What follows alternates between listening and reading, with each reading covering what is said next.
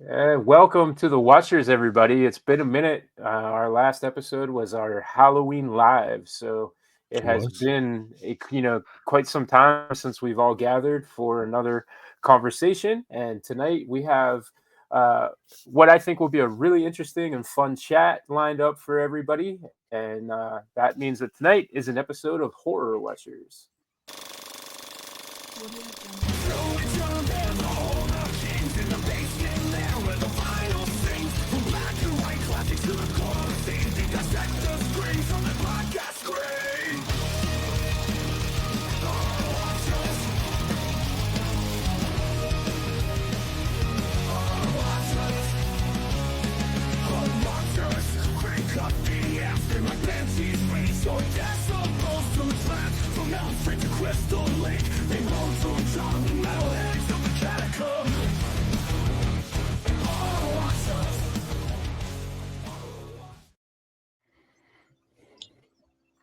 I'm waiting for Not bad. JC to have his usual share. I was thinking about it, but since our first time back in a while, I'm gonna let it go. Okay, well, since you're not going to dump all over my intros, I'm going to go ahead and let our guest introduce himself and, what brought him to the show tonight. Sure. All right. Hi, I am Michael Wade Johnson. I am the founder of Faux Pas Films, a DIY, low budget, no budget film company that we've been making movies on and off for mostly about 15 years, 15, 16 years now. We started a little bit in 2007, but then we've made more consistently 2008, 9, just kind of been doing stuff ever since. Uh, so, yeah, we're going to talk some horror movies, right? Horror movies. Yeah, You guys like horror movies? Yeah. Yeah, I take it. yes, I am wearing a Nightmare on Elm Street 2009 T-shirt right now Nice. Nice. I for got this. the chainsaw representing over here. GCM. Nice. JC, what horror shirt are you wearing for this evening? I have a Carhartt with the pocket. That's completely horrific. Irrelevance Sorry. is his specialty. Yeah, it Um, is. so one indie filmmaker to another, I'm super interested in kind of learning about how you came to do this, beginning to end. Just real quick, like a brief history of what I've done. My first movie was made 20 years ago. It was on a mini DV camera. It's me and my buddies in a backyard walking around the same block in town, all filming. Sure. And that was a 20-year journey that it finally was hit Blu-ray, released by James Balsamo and Die Star Pictures this year. And Nice. we got a sequel that we are almost done filming, and somewhere in between we did a couple, some shorts that are now also being released. And JC and I last year, we right in the middle of the worst snowstorm to hit the East Coast, shot a Yeah. documentary about the melonheads It's first week of January. It was right after New Year's. of Ohio. And in all Yeah. of these projects, I've probably spent less than $500 to do anything. So Yeah. when we talk low budget, no budget, I'm kind of an expert at it. So Yeah. Yeah. considering you said that you started in 2007, that's around what time we also started our stuff. I'm real curious how you decided to jump into that. Sure. Well, first off, kudos to getting your film made because there's been so many independent films that get started and they really don't ever finish. But to keep it going and for 20 years and finally get it out there, man, that's some stamina. I like it. As far as me, I started in like music and stuff. I was a singer, lyricist in bands way back before 2007, and I always had more of an interest in writing. Really, was really my main interest. Writing lyrics, poetry, short stories, things like that. And so that's what I was doing at that moment. And then around that time, I had a friend who was trying to get into films, and we did a couple little short things. And I was like an actor in one, and then I worked behind the scenes in the other. And I kind of caught the bug a little bit. and I went and I wrote a screenplay, if you call it a screenplay. It was actually only like 14, 15 pages, very short. Mostly it was narration too at the time. And I intended on somebody else to make the movie because I had no idea how to make a movie at all. Not really, I'd done those couple little things, but I really wasn't that, I wasn't understanding all of the mechanics that it took to make movies. So I really couldn't get anybody to make it. So finally I just had to say, well, I guess I'm just going to make it myself. So I wrote out more of a script and it became more of an actual script with dialogue and stuff. And I just wrote another screenplay, and I kept thinking, yeah, I want to do this. I'm going to do it. So I read some books. That's really all I did. I read like 3 or 4 books that kind of gave me a little bit of insight on how to make movies. And the rest of it was just jumping in the water. I bought a camera, a little Sony HD at the time, but there was those mini cassettes. That's what I had at first. And I just jumped into it and learned as I went. And really, I mean, looking back on the first movie, I mean, I can go, wow, I should have done this, this, and this, and this, a million times. After I went to edit the movie, that's when I was like, oh, this is how you're supposed to make a movie. So it took me a little bit of time, but mostly it was just figuring it out myself. I mean, to be honest. Yeah, right on. Yeah, I totally relate to that, and the whole the screenplay being 14 pages. That's I think our first movie, the screenplay was like 49 pages, and we had to like really pad it out or try to pad it out. But yeah, I mean, when you're scripting for this kind of movie that you're essentially going to just go out and guerrilla shoot, you're figuring things out on your own. So how do you then find people to fill those roles? Like as far as getting actors, to be in the movie, like we just had all of our friends do our stuff. So is that kind of the same route that you took? There was some friends in the first one. Yeah, for sure. And I kind of just lucked up on a few people. I mean, there were some people that I, auditioned and it just didn't work out, and some people couldn't like stop. They say they weren't going to do it last minute. So we had to scramble to get people to come on board. So it wasn't easy, obviously, because you're filming with no money, because my first few films were all financed by me completely. And so I'm like, well, I'm just trying to find people. It was a little bit of luck with that, but yeah, a lot of them were friends and stuff, and just people that friends of friends and stuff like that. And so you have to obviously work around all their schedules and stuff. And so it took a little bit more time. I think we filmed that the first one. It took maybe like 3 months to film, not completely, but just off and on. And so yeah, I was just like kind of scrambling to do it. But once I got everybody on board, I think it was because it was just such a new thing in my area. Like nobody was making movies there. So I think everybody's like, yeah, sounds cool, right? But because it wasn't like something like, oh, no, I don't want to do that. So it's so novel there that I think everybody was just like, yeah, sure, why not? But I think after that though, after like 2008, 2009, there was kind of like a little internet boom where you could like put out a casting call and people would like really like send you auditions and stuff. I got auditions from people all over the world after that, like even in Canada. Which was kind of weird because obviously I wasn't going to send somebody from Canada, but so it was. I think it was just that time period. What's that? I was saying of all the horrible places, Canada, right? Right, but it was so strange there because there were a few like explore talent, and there were quite a few of those that you could just kind of submit a casting call, and you would just get people, that didn't have agents. They were just like wanting to be in movies. Because even at that time, IMDb was so coveted because you really couldn't get on there very easily. Like, oh, you'll give me a credit, sign me up, right?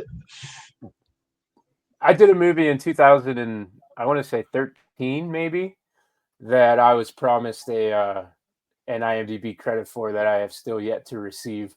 So I can relate to. Nope, never got it. Is that the ghost? Is that the Confederate one? Yeah.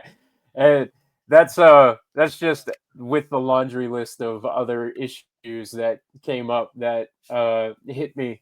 So yeah, I know how coveted that is. I'm still waiting on mine. So So, now, did the movie get made? 11 years later. Oh, absolutely. It got made. It's released. You could buy it. But yeah, man, I did 2 or 3 different roles in that movie as an actor. I did probably 12 hours of graphics work for the posters and DVD art, and Really? went not only uncredited, but they like rearranged the artwork around so that it's not even my See, artwork anymore. oh man, I One don't of get those that. like lessons. Yeah, Yeah. see, I'm not that kind of filmmaker. I love to give people credit. If you're gonna do one thing, I'll try to remember in my head and write it down. And once we do the IMDb, I'll put it on there. We want to give everybody that comes out, you know, essentially giving their time for free, credit at least. I don't know why anybody would not do that. Just Yeah, I guess that's still a thing that happens out there with this level of filmmaking that at least I'm involved with, because I'm in a lot of groups on Facebook and whatnot, where it's like local actors who are like always coming together on projects to work with each other, just kind of for experience or kind of hoping for that break or whatever. And that's something that seems to be still a bit of an epidemic at least in our area, is mm, credits aren't actually being given out after the fact, and a lot of these people are actually just literally working for that. So yeah, yeah, man. that's Even today, IMDb credit is still a really coveted thing. People will do a lot for that. yeah. Well, I never had a problem with that so much. I had more of a problem with working on projects and them never getting completed. There was a lot of those where you're Yeah. like, I don't know, that movie never got made. We spent a day or two on it, but it didn't happen. So can you actually submit it yourself, or you just be like, yeah, if they're not going to do it, I'm not going. Like your No, credit, I've never actually tried to insert myself there. because yeah, I'm thinking you may be able to, because there's a lot of people. I mean, it might go like uncredited, like in the caption, but I think a lot Yeah. of people do that. So I would shoot for Yeah, that. maybe I'll look into that. I prefer to shit on the movie though. Like it's, I've been I've been doing it for so long. I almost like want to just be like, keep It's my name out second of it nature.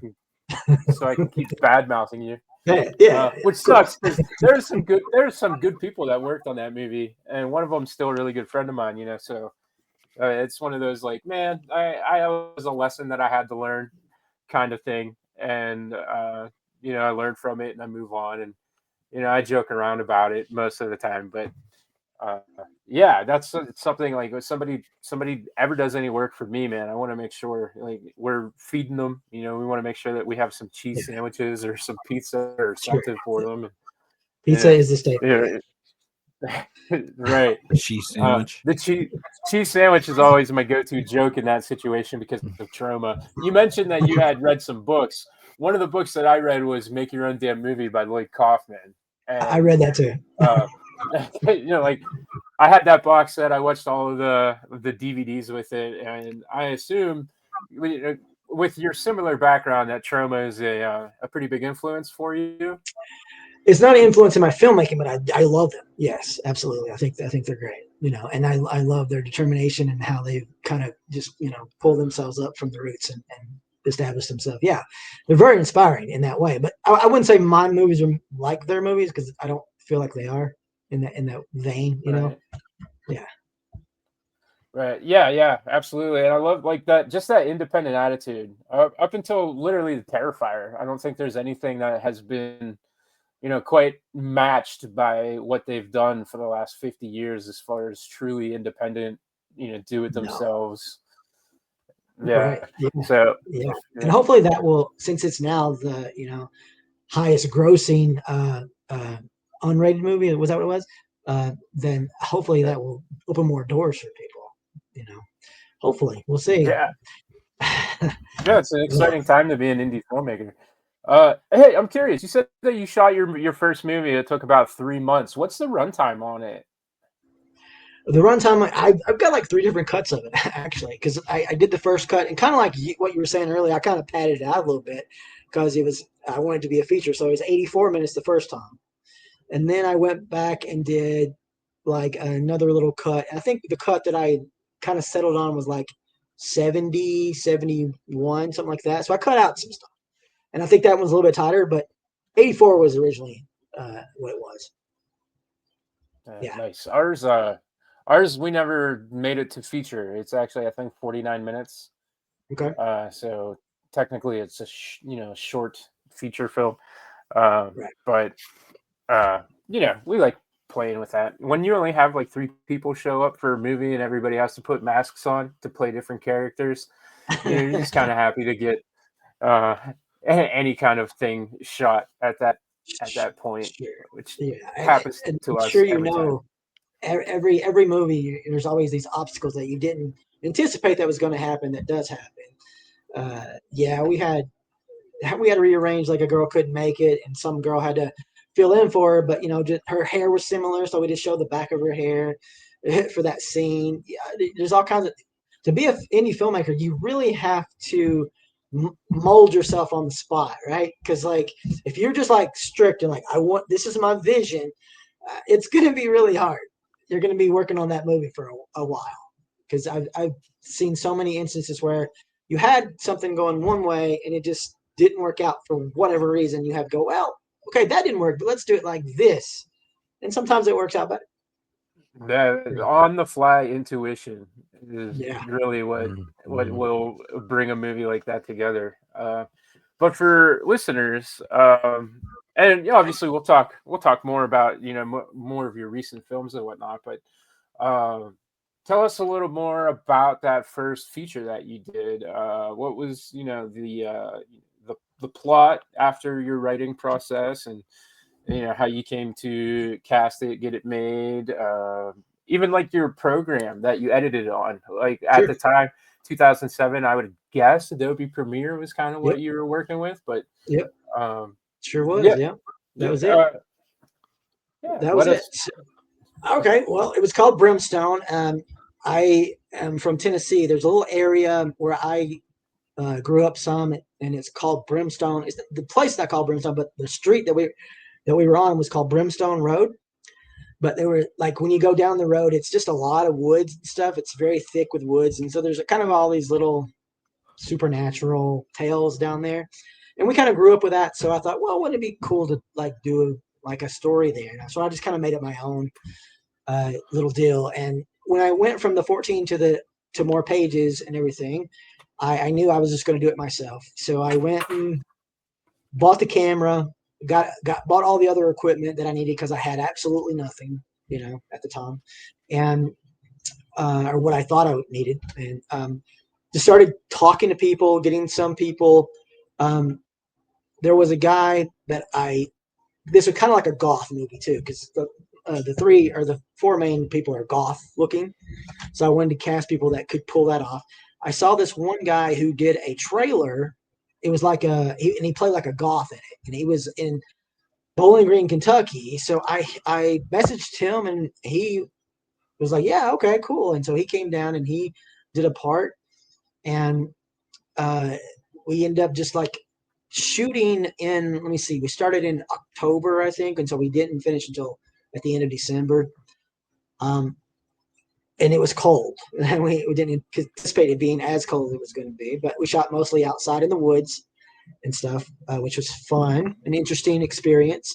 There were certain times when it was so cold that we would have to cover up the actors, and then because it wasn't set in the winter, cover up the actors, and then when we shot, take the cover off. That kind of deal.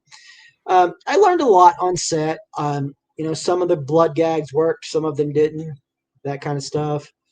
Um, again, it was, had I done it today, it wouldn't have taken 3 months because I would have done it way more efficiently and learned how to manage my time a lot better. But at that time, I didn't really know what the hell I was doing. So just kind of figure it out. But it was pretty smooth overall, to be honest. For a guy who had no real idea how to make a feature, it didn't go too bad. And so once it was finished and wrapped, I did not want to edit the movie. I was like, I don't know anything about editing a movie. So, and I was, kind of looking up prices and stuff. And I thought, okay, I guess I'm going to be editing this movie. That's kind of where it came from. It just so I bought the Adobe Premiere. and I think it was CS5 at the time, I believe it was. And then I bought it brand new. It had a book with it. I read the book, taught myself how to do it.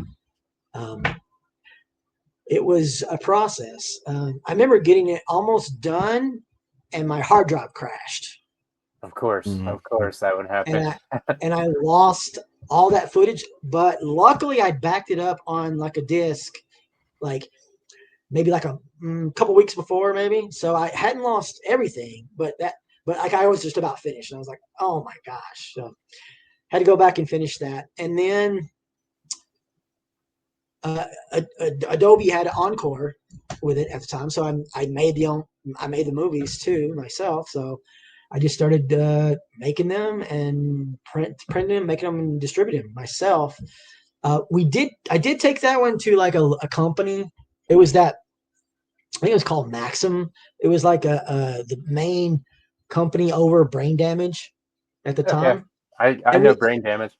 Yeah. Well, this was like the company that owns them, I think, or that kind of is part of them. And so we did kind of have a deal with them, but I wasn't very happy with it, to be honest. And once it was over, I said never again. And I'm just like, yeah, I'm just going to distribute my stuff myself. I mean, my stuff is so low budget. It's not really worth the time to try to get big companies to look at it. And I thought, well, I can just do this myself, really. I mean, and especially now you can. It's even easier than it was in 2007. But so yeah, I mean, I started going to conventions and stuff, and doing it that way. Eventually, got a website, started doing it that way, and now now it's a lot easier. You can put it on streaming yourself and get it out there that way. But I still love to do the physical copies as well. But yeah, that's pretty much how that one went. Oh yeah, and something that actually is growing right now is interest in this kind of stuff, and I think that's partly due to all of the boutique labels now having kind of their subdivisions.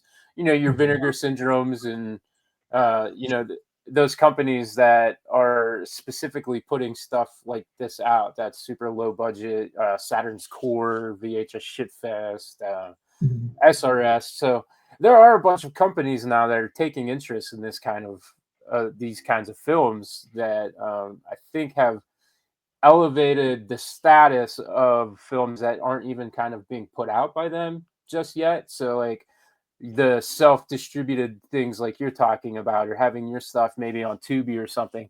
There's a wider audience for that now than there was, I feel like, in 2018, even, back into the 2000s. Like it's just grown and grown. And so well, the streaming feature of that didn't even exist back then. No, it didn't at all. Right. I've had mine on Amazon for quite a few years, because that was the thing that you could get, like the first one you could really get on through Create Space.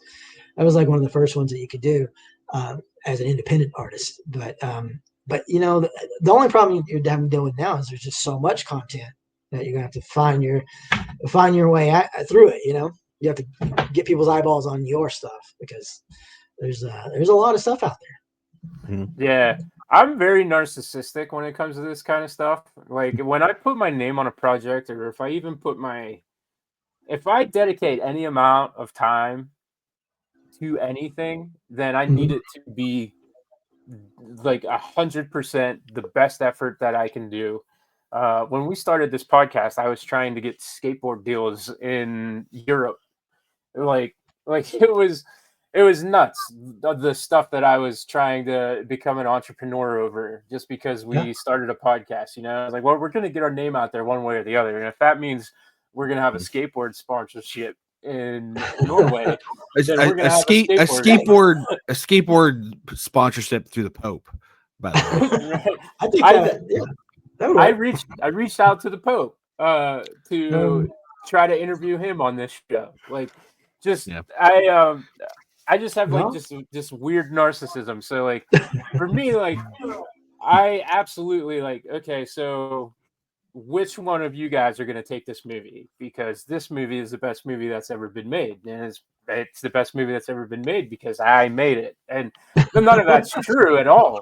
But, I have to convince myself that that's true so that I can dedicate all of the like the time and effort, and it's so much of a labor of love. But once that movie's done, man, like you have to figure out how to get it out there to people. So Yeah. that was my 20-year journey. It was, I probably could have put it out through so many of those outlets, but like in the back of my head, I was like, why isn't this being put out by Vinegar Syndrome right now? And Right. like, And the Vatican has yet to produce any of these movies. No? So. yeah, Okay. no, but an intern had to read my email, and that is something that I still, that poor Vatican intern had to read Drew's emails. Well, yeah. So yeah, man, but that's just like getting that stuff out there. Like it's one thing to create the art, but then to get the art out there, it's like a completely different ball game, and it's a completely different set of skills, and it's a new exhaustion for you it to feel definitely, as like definitely, um definitely. And I'm not great at like social media stuff. That's really not my forte.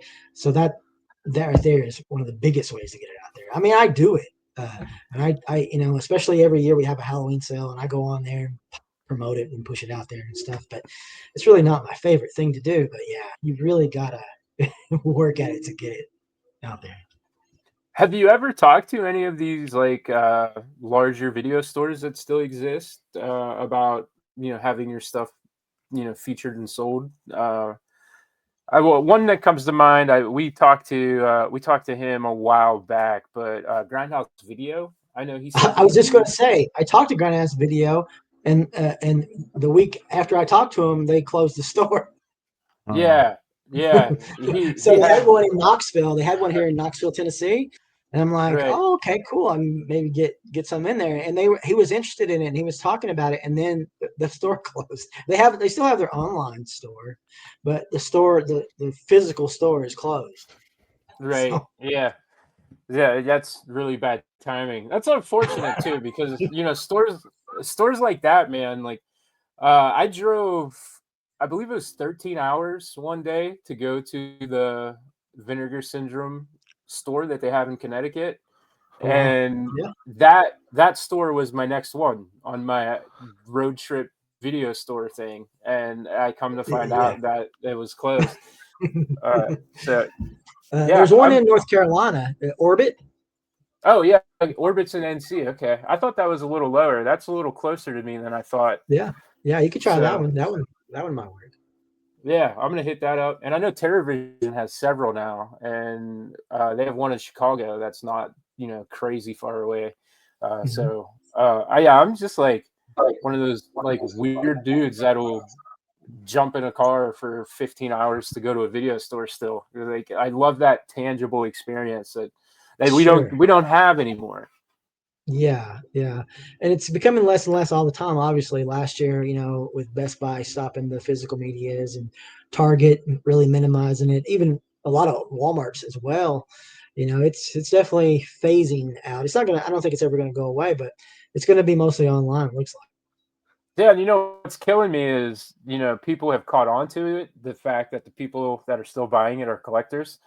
So Mhm. I've seen just over the last 6 months, it's kind of becoming the vinyl, Yeah, situation where, okay, well, if you want this 4K, you're going to pay $100 for it. And that's the only way you're going to get it. And it's going to come in a steelbook. And, if you don't want it, then don't buy it. But uh, what is the conversation that's being put out, not by a boutique label, but Lionsgate created their own version of a boutique label, and they're putting it out, and it's $80 for this thing. And uh, yeah, man, and even the Deadpool versus Wolverine movie, that steelbook was, I think, crazy.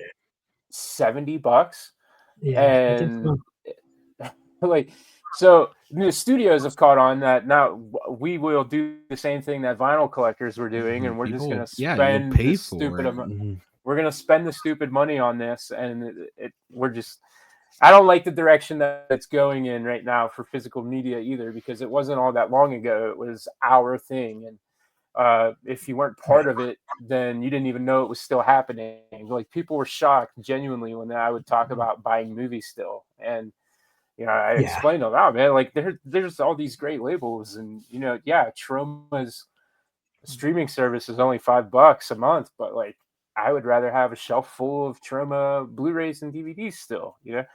absolutely. Yeah, definitely. But Well, yes, the steelbooks thing's not a good direction, but contradict that. At this time, though, you can get so many movies cheaper than you could maybe 10 years ago because all these boutique labels, they are having sales. Scream Factory yeah, just had a sale here in Black Friday. I know that SRS, they had a sale a few months ago. Vinegar, they always do a sale a couple times a year at least. So if you can kind of know when that's happening, you can get some pretty good deals with that. Obviously, if you're into just like common stuff, you can pick up a movie a lot of places now for a couple bucks, which is nice. You couldn't do that 20 years ago. So I don't know if you guys know what McKay's is, but here in Tennessee we have three of them. It's like this huge mega store of used stuff mostly, but because mostly it's like stuff that they buy, sell, and trade. But they okay, just have a whole litany, a collection of movies and music and books and whatnot. And I mean, I've bought some for a quarter there. yeah, right on, Wow. Yeah, yeah. yeah. So you can get all kinds of stuff like that if you're looking for it. But yeah, the still books and the stuff that they're putting out brand new, you're gonna pay a pretty penny for it, unfortunately. Yeah, and so we don't have that store, but we have similar stores here. I live in Pennsylvania, and so Yeah, where I live in particular, we had the Exchange, and that's a very similar concept as far as the store goes. But the problem is, as the markets have become more collector centric, the prices have become more retail, even for like any used stuff. So it used to be you could go in there and you can come out with like a really good deal, and it was really fun to also kind of find the hidden boutique stuff in there. hmm But now you're going in there and you're paying retail for everything. And I've heard that I think it's called Second and Charles is a good store for physical media, and it's very similar to that. But I've never actually been to one. no, Um, I haven't either. but yeah, man, it's just this was you said something about Black Friday, and this is like for me, this has been the worst Black Friday ever. I didn't buy a single movie anywhere, and that's typically when I will get my comments because Mhm.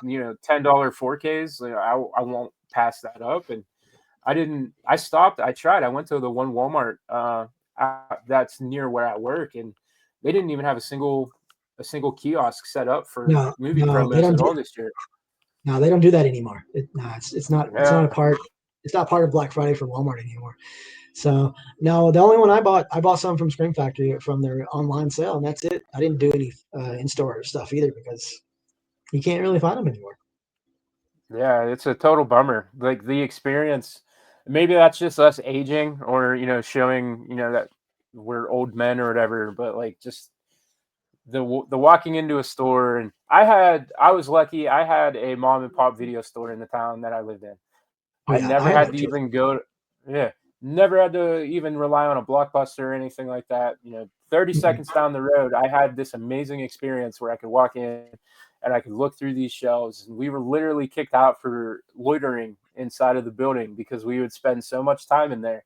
And we weren't Yeah. like being dicks or anything. We would literally go into the VHS rooms and just look at the old, horror movies and read every single box. And when they eventually went out of business, sadly, we bought that whole area of VHS tapes because they were selling them Oh, for nice. pennies at that Yeah. point.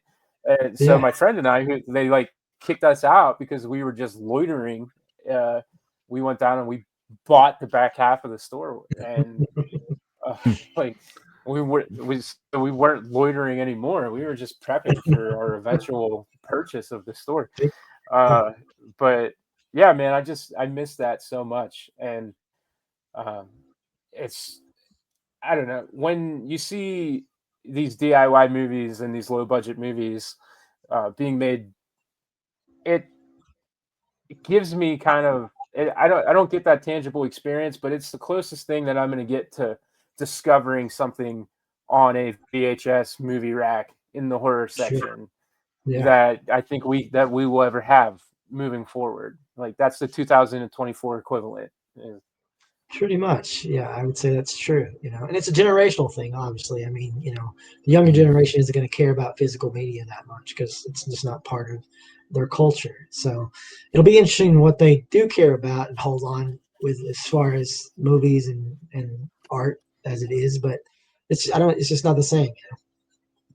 No, and that's the thing. But my children, I still Blu-rays, DVDs, 4Ks. They have a wall full of them. Anytime there's something that they're into, I buy it on physical media, and they're as attached to it as I ever was. So, Really? in Oh, nice. at least in some regard, even this like young digital generation, I have instilled that love of physical media onto them. Like they still read actual books. They don't. It's not a Kindle or a tablet. So, I mean, I'm doing my part at least, but Yeah. I doubt that that's going to make any kind of difference. It feels like the trend is it's just going to be digital very soon, and it the hobby of having that physical disc is it's just very much in the now, and it's 10 years from now. I just don't see it anymore, or paying Yeah. $200 for it. Right. And that's unfortunate. It's unfortunate as a filmmaker too, especially if you're doing it yourself and distributing yourself, because obviously, you know, like, well, 10 years ago, obviously the biggest seller was hard copies, and I've Right. noticed every year it's dwindled less and less and less. I mean, yeah, if I go to a convention, something, I can still sell hard copies, but just like the everyday thing, I mean, it's definitely slowed every year. And you can just see that process just sort of dwindling. It's like, oh, it's not good. And so to rely on the streaming, I mean, it's fine for what it is, but independent films, that companies, they don't really have their own streaming service. So you're still relying on big boys in your own, in your own way. It's like you have to rely on whatever you go with, like Tubi or whatever.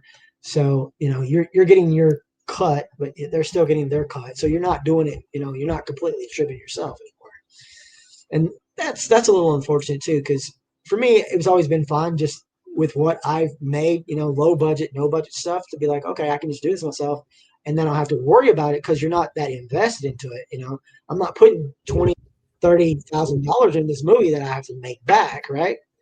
So I'm not that worried Right. about it.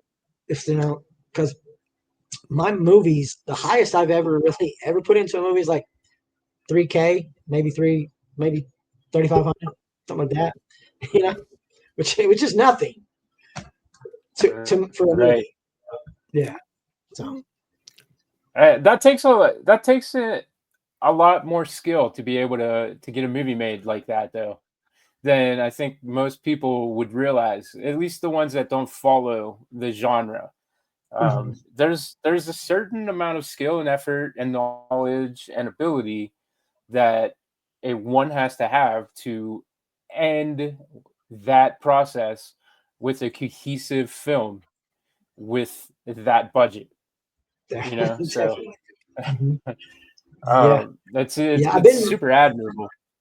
I've been very fortunate in all the movies that I've started and actual principal photography began.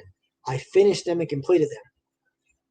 They're all complete, with the exception of the one that I haven't. I'm still editing right now, but they all got completed. Yeah. Obviously, I've had scripts that didn't work out and things like that.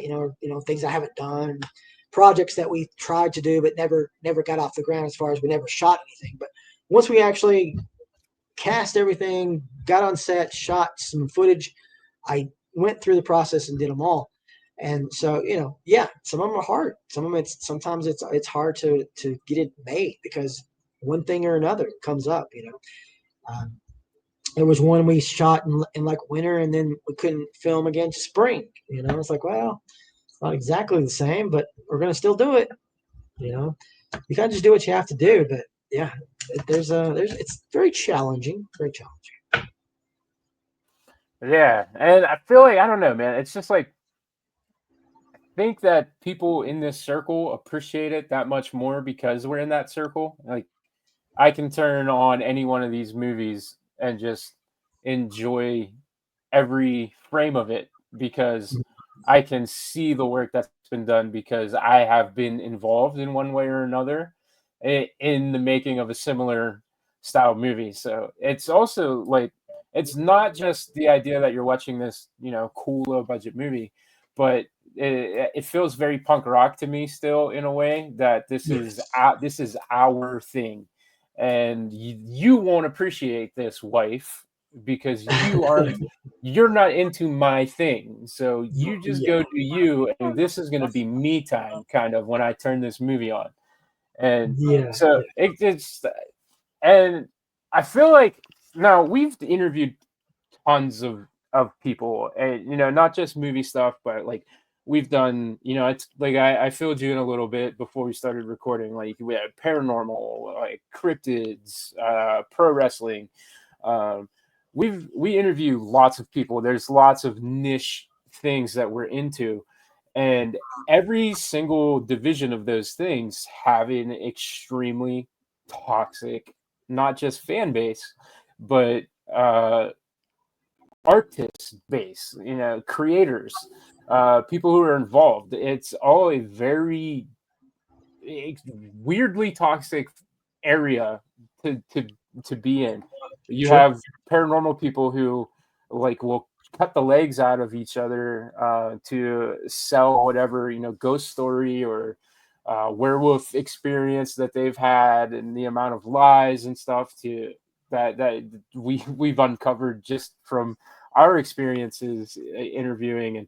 And then, like I said, like with wrestling, everything about wrestling is carny and toxic and gross, and uh, doesn't seem to exist in this. At least I haven't experienced it. Like low budget indie filmmaking and the horror side of it, especially, it's very much a brotherhood. And I don't know if it's because, we're all going through it together and we all know the struggle of getting that movie made, and we'll all jump in and, I'll help you film this movie, or I'll be this actor for you for no money. But a lot of the people that I have, met in this field, it's very much different from that. So that's why, like, it's a very tight knit community that I haven't experienced a lot of negatives, other than the one I talked about earlier. But even then, that was still a collective of people coming together to get something made that, Sure. in one way or another, got something out of it. No, I agree. I mean, overall, I totally feel that same thing. There's definitely a camaraderie of people that just will help each other out and kind of, become on your project, you go on their project and kind of help. And when you get that sort of group of people together, if you're in that area, you can really help, make a lot of movies. And that's good. I mean, there are a few people I've seen and known a few people that, kind of have a big head and stuff, and there's too much competition and stuff like that. I mean, I think that's just the nature of the beast. But overall, yeah, most people are very helpful and yeah, very accommodating. Yeah, man, it's like every community is gonna have divas, Sure. but I don't think every community has workhorses, and this one is made up of workhorses. Like Yeah. people, we're sickos. We're not right in the head. We'll stay up all night to get this project done, or we got to get this scene shot, and Yeah. we're gonna have to figure out how to keep these actors warm while we're out there in the cold woods, like you said.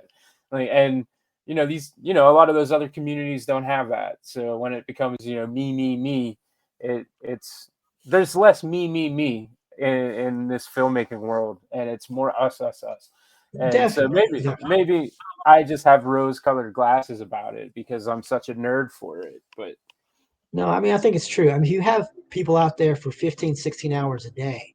Any other job, they're going to be very gripey, and right, ready to go home. But yeah, I mean, people just they give it their all usually. Yeah, yeah. that's been my experience. Yeah, man, it's movie magic, and I think like low budget horror is the best form of that magic. And that's not to say like any of the other stuff out there that's indies, not worth your time or anything. I certainly am, I hate the term cinephile, but I would fall into that category. It's Yeah, all movies, I love them, but just that there's a certain nuance to indie horror that you don't see in other stuff. And it typically is horror centric psychos who are out there doing this. It's not so much like you're not going to get those, heartfelt indie dramas or anything from the people who are out there willing to go to those lengths to get that movie made. It's just like horror for me. It's Yeah. horror, horror, horror, and anyone that's in that community, they kind of all they feel the same way. So uh, we have talking about divas. I'm curious. Have you ever had anyone in any of your films that was a particular pain in the ass, or that you like regretted having in the movie, or had to drop anything like any details that you want to spare? Feel free to spare them. But we've all had one. So what's Who's me? diva? Sure. I won't name names, but I mean, when you're dealing with that many people, especially it depends on your cast too. Like when we did Candy's Harem, there was so many people in the cast that you're trying to work out so many schedules that it just sometimes it's very difficult to get that pinned down, especially when people are being demanding or changing stuff around. So I mean, there's always that sort of stuff that's very difficult and can be. But you try to work around it as best you can. Um, I don't think I fired anybody on set. Not really that I can think of, but there's definitely been some people that were harder to work with. Somebody that won't learn their lines at all.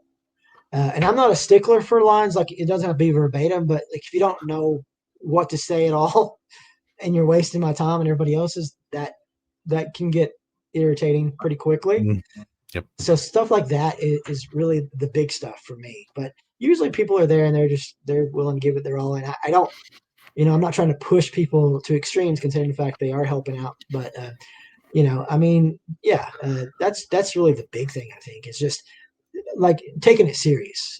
If you have somebody that's there, they're just goofing off, they just want to hang out and whatever, be social, that's a waste of my time.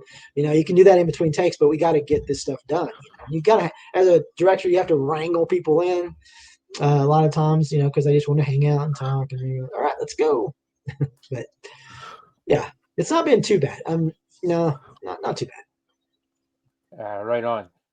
Yeah, I was gonna say, how often do you actually run into like the people that are just kind of like nonchalant and they don't really care? They're just there for the existence of being there. Like I would imagine it's probably not that often, right? Well, I think it happened obviously more when I first started, because I was dealing with a lot of people that weren't in the business at all and didn't really understand the process of it at all. And I think maybe your region too might play a part of that. I lived in Chicago for a while, so some of my films got made up there. And that was some of the best people who took it so seriously and were so professional about it all the time.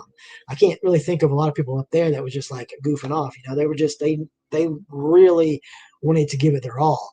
So I think that's a part of it too. Cause like Chicago, I mean, they know film. They understand it. They treat it like a business. They understand that it's, I mean, obviously this is a different form of business than Hollywood, but at the same time, they're taking it serious. Whereas, like, in a small rural backwood town of Tennessee, Joe Blow might not think this is even a real thing, right? Right. Or you're making a porn over here? Yeah, okay, let's do it. So I mean, I think that's the big thing is you'll find people like that sometimes. So be careful who you cast. And obviously, I'm not at a point now where I would cast people like that. But like when you're starting out, you kind of just have to be like, well, I have nothing to show for you, but I'm making a movie. Okay, come on, just make one. And so you get something sometimes. Yeah. Well, kind of to springboard from that, how do you go about location scouting and securing areas to film when you're making movies on this size of a budget and kind of the scale of your film? Typically for us, we're just running around hoping the cops don't show up when we do stuff. Sure. Like, Sure. The cops have shown up many times with me, many times. The first movie we did, Brimstone, I told you it was the goth look, right? Yeah. So we spent like hours getting these 4 people dressed up looking like goths. They stopped at a store on the way to Brimstone, and the cops pulled them over there because they were dressed the way they were. That was a whole big deal.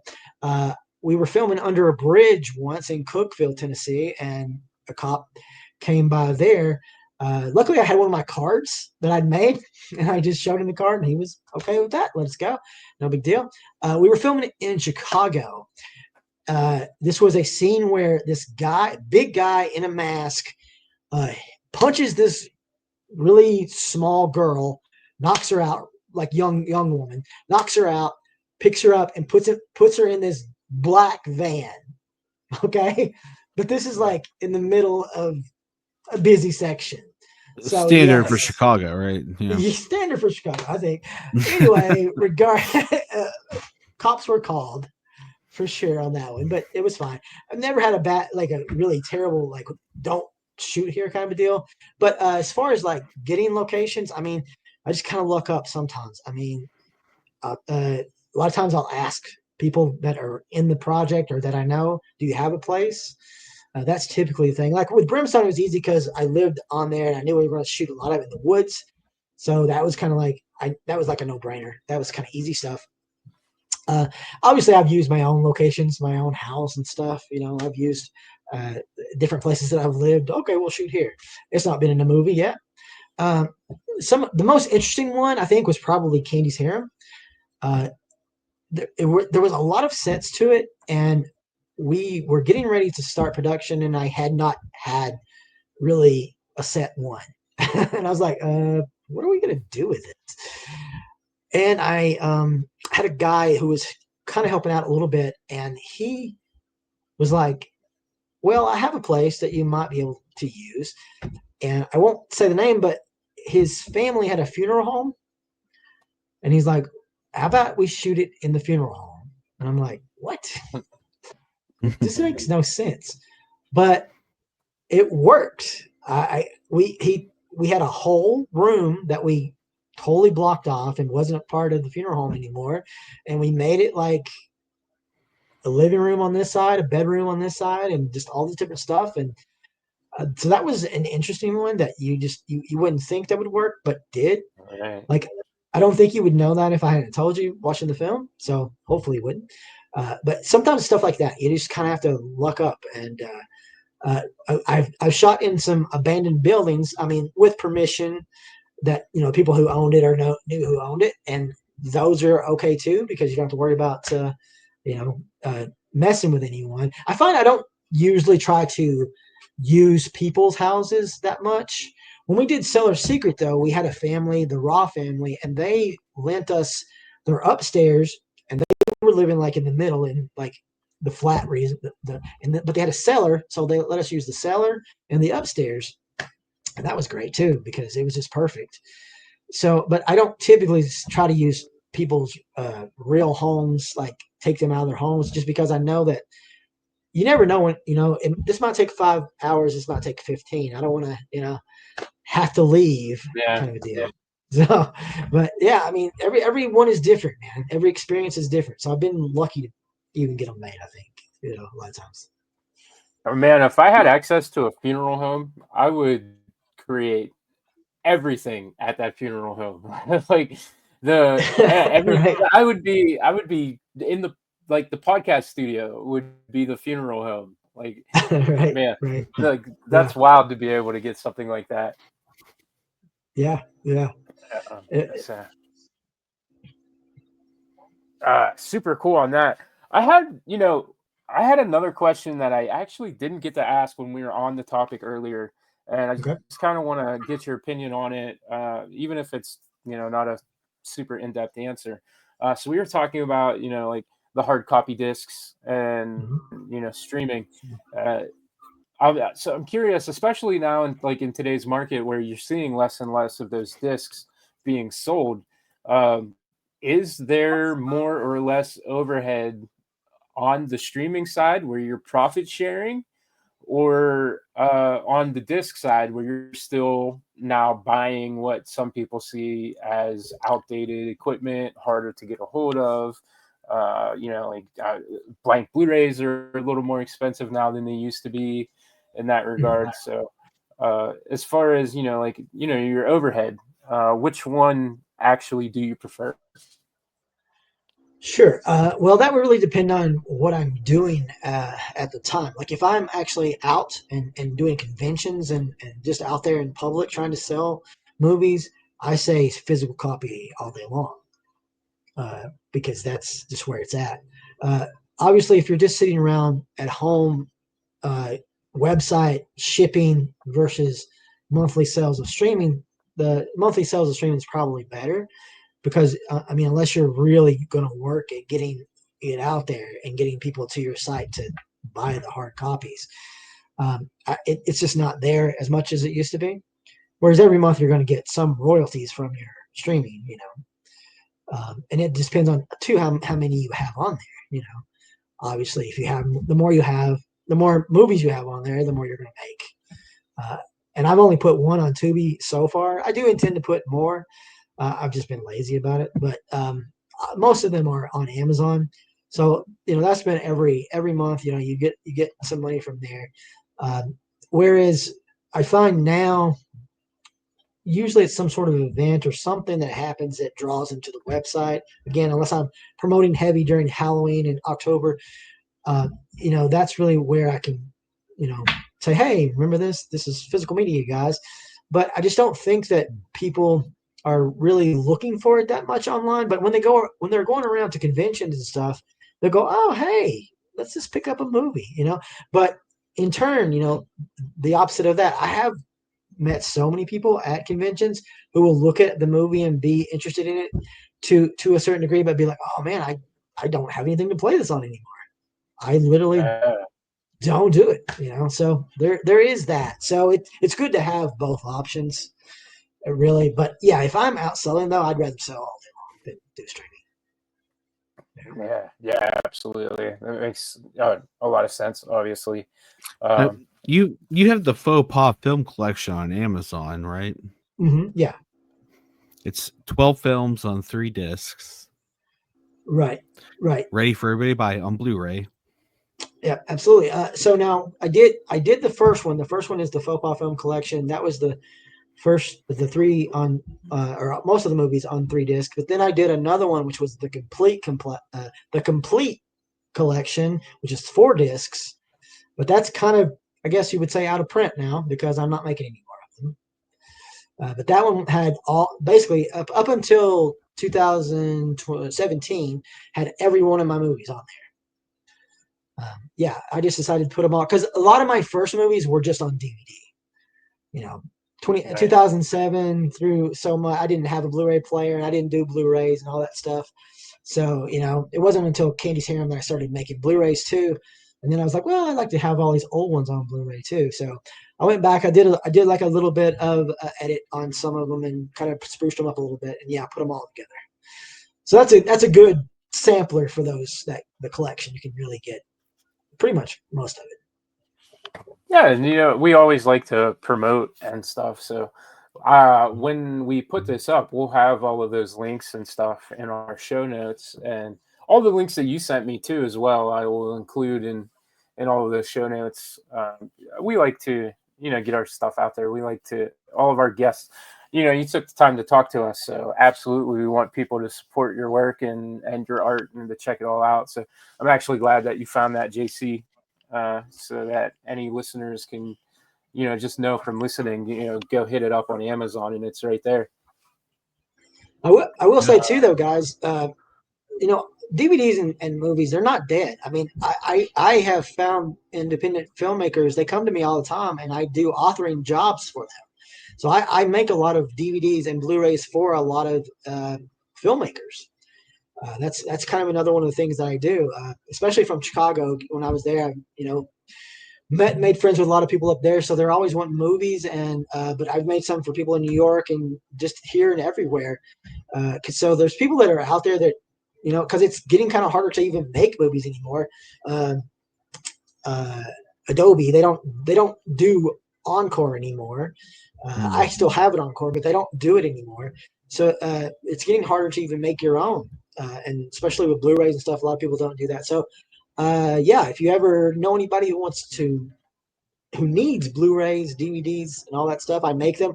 I try to make them with cool menus. I know a lot of studios get lazy with those menus these days, but you guys probably love the old DVD menus when they're all very unique and specific to that title. Yeah. I try to do that kind of stuff. The interactive cool. DVD menus, that was the best time. It was, yeah. You don't need a feature that you don't see anymore, even on like the newer, like really awesome boutique releases. There's like script to screen type stuff when you could, like the DVDs where you'd have like a picture in picture kind of thing where the movie's rolling, but then you also have, they would like have the trivia script stuff, or trivia notes, that kind of stuff that would pop up. Yeah, I was always really into that. Batman 66 had one of those, and I think it was originally actually produced by TCM or one of the Turner channels or something, where it was almost like a pop-up video from like VH1 used to do, and just like throughout the whole movie on the DVD, you could just have like all of these little intricate notes about the film pop up while you were watching it, and that's that. I don't know. That was a feature that I liked. That I guess, I don't know, eventually became the commentary. Commentaries, the track. Sure, but I don't know. Just those interactions from the discs. It's something that I'm always gonna like as a viewer and a collector. But okay, so that was a really fast hour. We typically wrap things up at about an hour. Basically, the idea is like I would rather make friends, talk to people multiple times, and instead of keeping you and eventually have you hate me because we won't let you go after 4 hours of talking, we could we could always reconvene and have a fresh kind of conversation at a later date. Absolutely. So, I can talk about horror movies all night long. I have a podcast too, and it's called Hardcore Horror with Mike and Bridget, and that's all we do is talk about horror movies. That's pretty much it. Cool. We do some interviews. The final. Oh, go ahead. I was gonna say we do interviews too. So if you guys want to come on our podcast, we'll talk to you guys. Oh, yeah, that'd be cool. Yeah, we're always down to collaborate. But the final moments of the show, we always give it to the guest. Obviously we have your links there, and we talked about Amazon, and you just had talked about your podcast, but literally anything that you have that you can promote in any way, shape, or form, like the floor is yours. Go ahead and just get it out there for everybody. Okay. I have some underwear I'm selling and some farts in jars. Nice. And if you'd like to purchase those, you can go to my OnlyFans account. You found the right fan base for that. I'm already there. If you don't want to do that, though, I guess you could just buy the horror movies, because I make horror movies.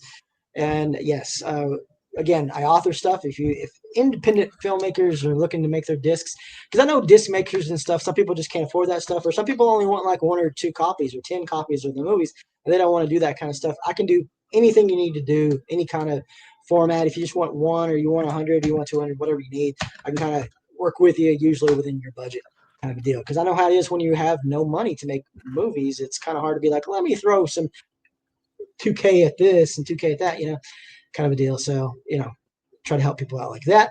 And yes, I do have a podcast if you like horror movies, and hopefully you do. It's called Hardcore Horror with Mike and Bridget, where me and Bridget, we talk about horror movies. We interview people that are in the horror business, whether they're filmmakers or authors or whatever they are. Yeah. But yeah, that's it. That's pretty much what I do. So guys, you're into horror. What? Give me 3 favorite horror movies. What do you got? I'll let JC go first, because now you're just going to send me into a tailspin. Don't put me on the spot here. Are we talking classic horror? Or can I just make up, like, what do I consider horror? Well, let's say I go back to being a child. Twister scared the out of me. There you go. Yeah. It's not a horror movie. I could go Wizard of Oz with that, I think. Yeah. I think Yeah, like things that you would creepiest. not consider to be horror movies.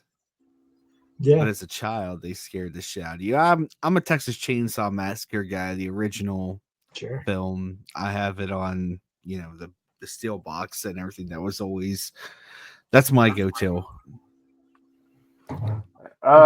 So A Nightmare on Elm Street 4 is Four? one of yep, absolutely.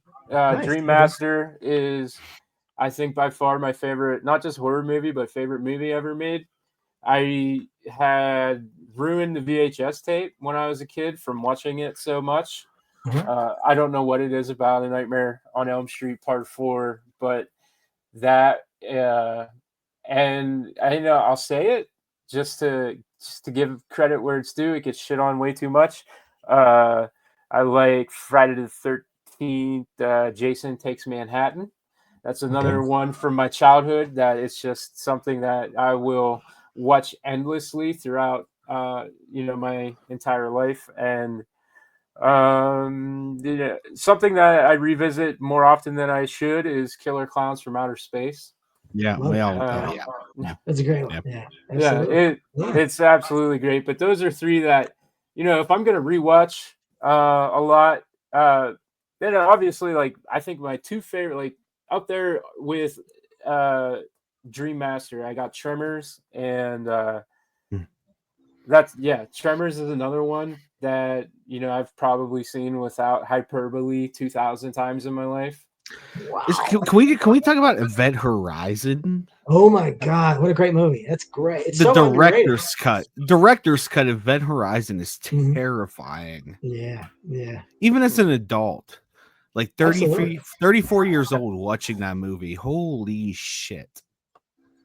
Yeah. I was disappointed that they weren't able to get that absolute complete version that's rumored to be like buried out in the desert somewhere when they remastered it for 4K. Is that out with like the old Atari games that are buried in the desert? Yeah, but this one actually is supposedly buried in the desert for real.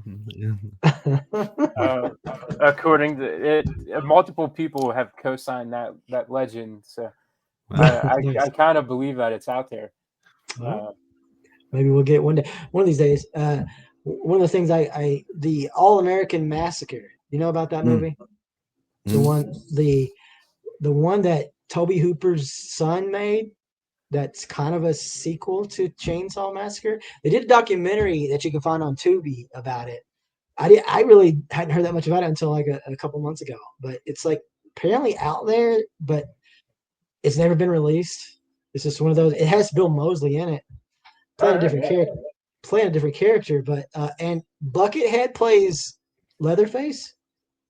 Wait, like Buckethead, the guitar dude? Yeah. Mm-hmm. Okay. Wow. That's wild. Yeah, check out that documentary on Tubi. It's crazy. It's interesting. Maybe it'll come to light someday. Hopefully. I will be watching it tomorrow. Actually, yeah. That is my viewing for as soon as I wake up and get the kids to school.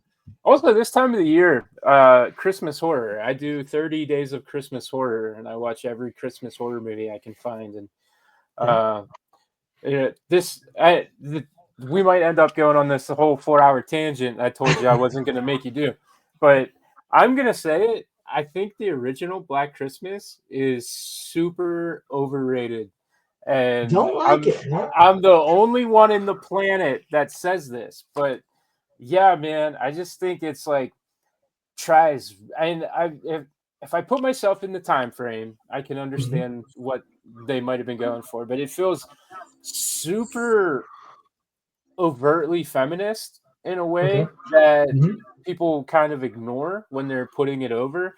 And it's just kind of like the whole movie just kind of screams men are evil, and then you have like this inconclusive, indecisive ending that so many people think is like great that you never really know who the killer is, or it just, to me, I feel like I'm being pounded and pounded and pounded by messaging the whole movie, and then I'm not given a payoff that I want after being hit with all of that messaging. Okay, I think that's fair. I think that might be a fair assessment.